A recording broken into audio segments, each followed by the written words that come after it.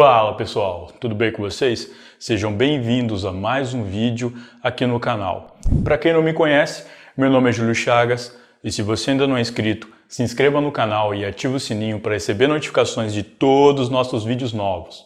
No vídeo de hoje eu vou falar sobre Nico Jenks, um criminoso frio, calculista e manipulador. Mas antes de começarmos, eu gostaria de pedir um minutinho da atenção aqui de vocês, e é por uma boa causa. Eu gostaria de divulgar a campanha da prótese de mão da Daniele. E a Daniela, ela nasceu com agenesia de membro, no caso, sem a mão e o pulso esquerdo. E algum tempo atrás, ela passou em medicina pela Universidade Federal de Juiz de Fora. E lá, ela tem que realizar algumas disciplinas. Porém, devido a ela não ter a mão esquerda, dificulta muito.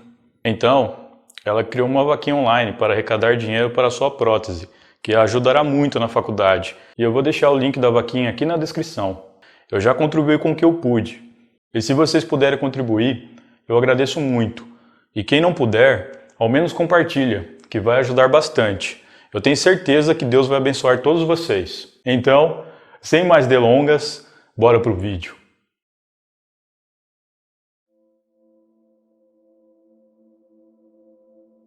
Nico Allen Jenks nasceu em 16 de setembro de 1986, em Omaha, no estado do Nebraska, Estados Unidos. Ele é filho de Lori Jenks e David McGee. Sua infância foi bem conturbada.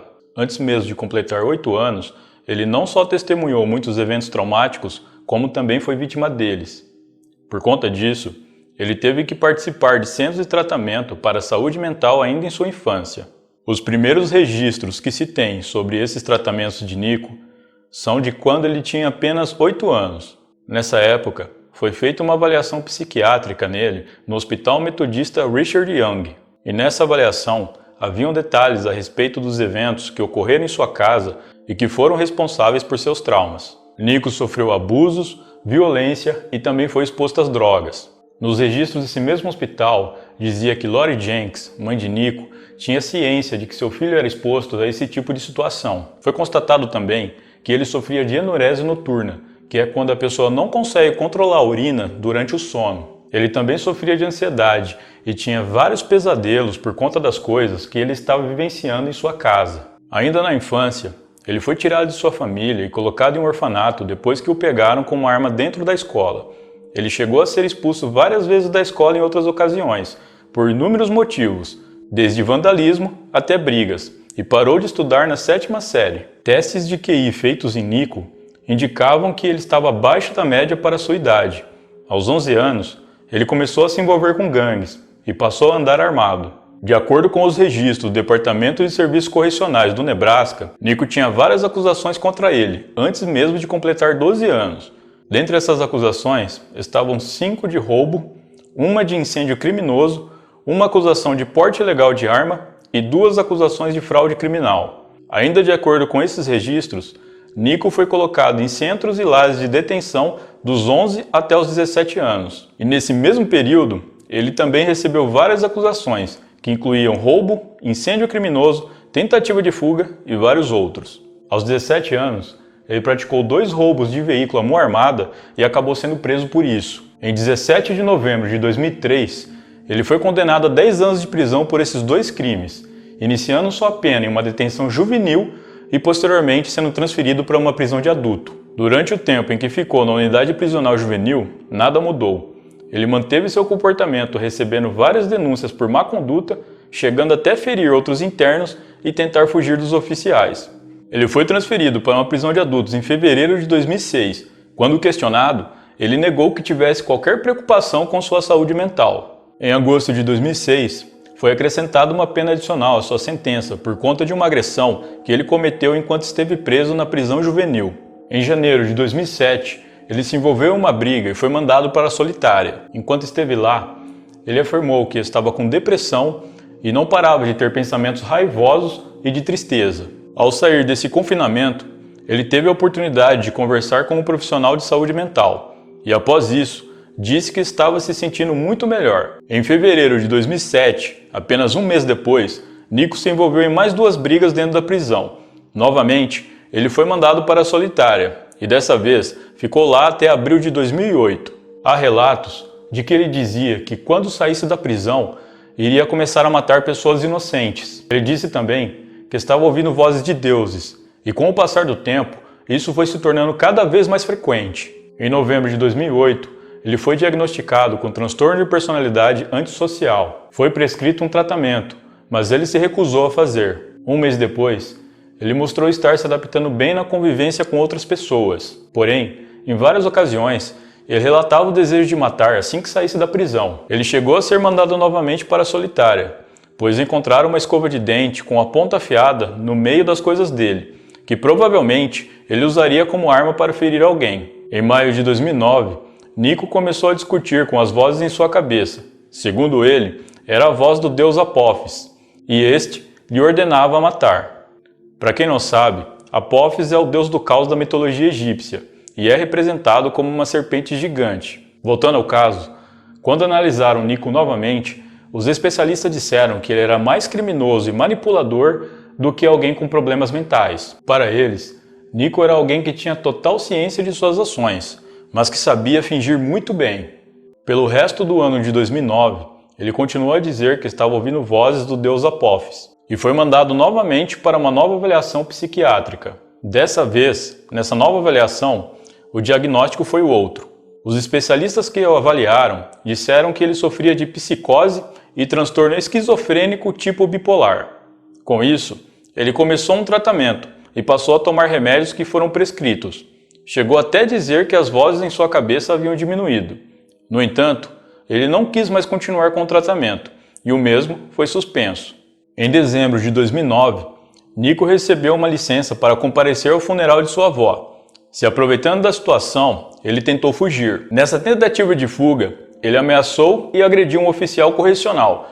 E quando foi questionado do porquê ele fez isso, ele disse que foram as vozes em sua cabeça que o mandaram fazer e que elas tinham total controle sobre ele. Os mesmos médicos que o avaliaram decidiram fazer uma reavaliação. Dessa vez, eles disseram que Nico estava usando aqueles sintomas para evitar uma condenação legal e que o comportamento dele não batia com os diagnósticos anteriores. Ele foi condenado pelas acusações de tentativa de fuga e agressão. Nesse mesmo período, ele foi analisado novamente por outros especialistas. Dessa vez, seu diagnóstico foi transtorno esquizofrênico bipolar, que ele tinha graves episódios dissociativos, que era antissocial, impulsivo e obsessivo. Chegaram até a descrever os pensamentos dele como delirantes e paranoicos. Por representar um perigo aos demais presos e a si mesmo, em 19 de julho de 2011, ele foi colocado na solitária, ficando lá até 30 de julho de 2013, passando 2 anos em isolamento. E durante todo esse período,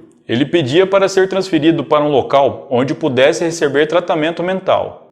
O dia de sua libertação estava chegando, e quando faltava apenas um mês para ser libertado, Nico mudou totalmente o seu comportamento.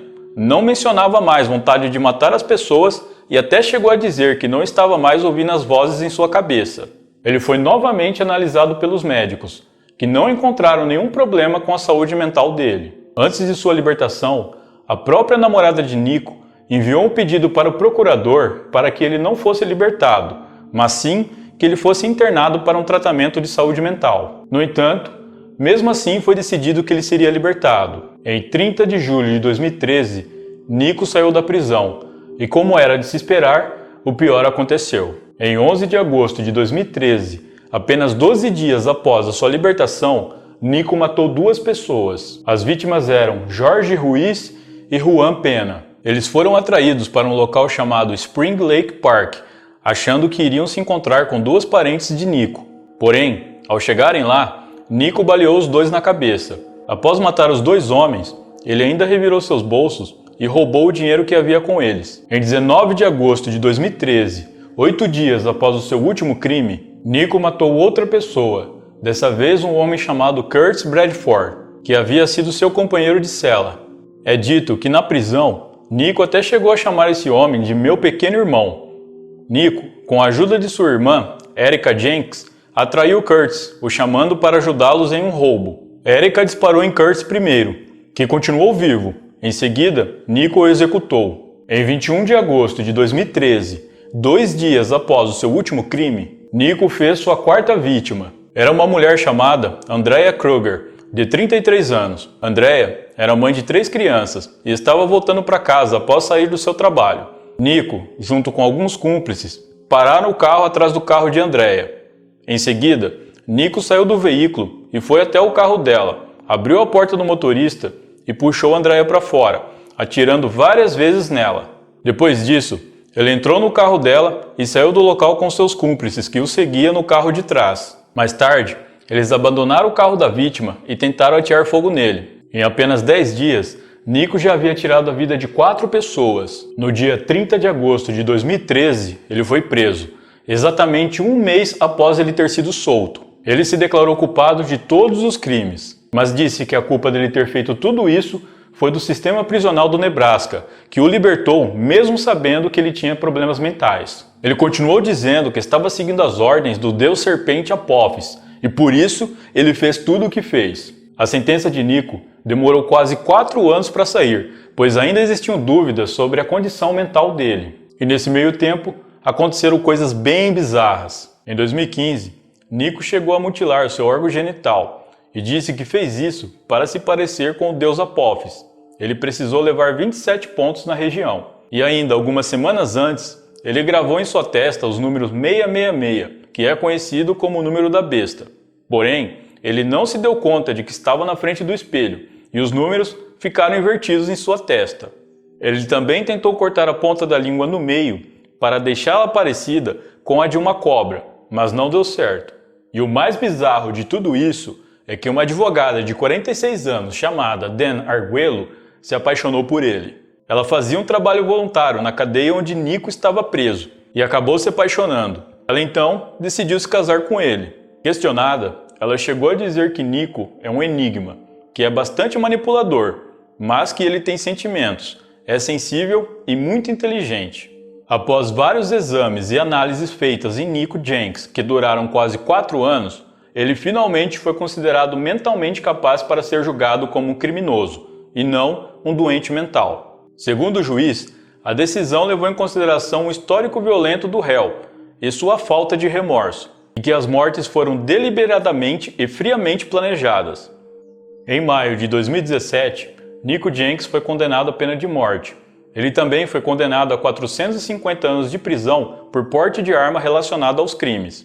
Ao receber essa sentença, ele não teve qualquer expressão ou reação e permaneceu quieto, como se nada tivesse acontecido.